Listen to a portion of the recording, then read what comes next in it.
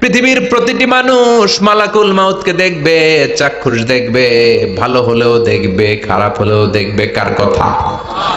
ভালো মানুষ যদি হয়, আল্লাহওয়ালা যদি হয়, ইসলাম প্রিয় যদি হয়, ডানপন্থী যদি হয়, মৃত্যুর সময় মালাকুল মাউত আলা সূরাতি শাবিন আলা আহসানি সূরা, একজন যুবকের আকৃতিতে চমৎকার ধবধবে সাদা একটা জুব্বা পরে জান্নাত থেকে জান্নাতি কাফন নিয়ে, হানুত মিন হানুতিল জান্নাত, জান্নাতের সুগন্ধি নিয়ে মুমূর্ষ রোগীর মাথার সামনে এসে বসে যায় আর দেহটার ইঙ্গিত করে বলে, ইয়া আইয়াতুহান নাফসুত তাইয়্যিবা, ও পবিত্র আত্মা। আরেক বর্ণনায় এসেছে, ইয়া আইয়াতুহান নাফসুল মুতমাইন্নাহ, ও প্রশান্ত আত্মা, উখরুজি ইলা মাগফিরাতিম মিনাল্লাহ, আল্লাহর ক্ষমার দিকে বের হয়ে আসো। উখরুজি ইলা মাগফিরাতিম মিনাল্লাহি ওয়া রিদওয়ান, আল্লাহর ক্ষমার সন্তুষ্টির দিকে রূহটা বের হয়ে আসো। স্মুথলি বলার সাথে সাথে মুমিনের দেহ থেকে রূহটা বের হয়ে আজরাইলের হাতে চলে যায়।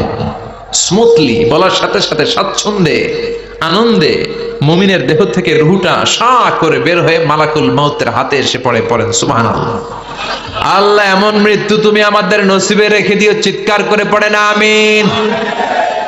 আর যারা ইসলাম মানে নাই, আর যারা কোরআন মানে নাই, আর যারা দিন কায়েমের আন্দোলন করে নাই, দিনকে ভালোবাসে নাই, বাম আর রামপন্থী ছিল, নাস্তিক ছিল, ইসলাম বিরোধী ছিল, তাদের কাছেও মালাকুল মাউত আসে কি আসে না?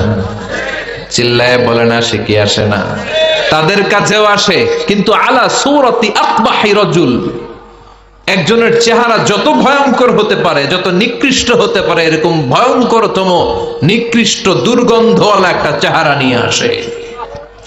রিজলাহু ফিল আরদ, পা থাকে জমিনে, রাসুহু ফিস সামা, হাদিসের বর্ণনা, পা দুইটা জমিনে, মাথা আকাশে। এসে ধমক দিয়ে জালিমের মাথার সামনে এসে বলে, ইয়া আইয়াতুহান নাফসুল খাবিসা, হে পাপাত্তা,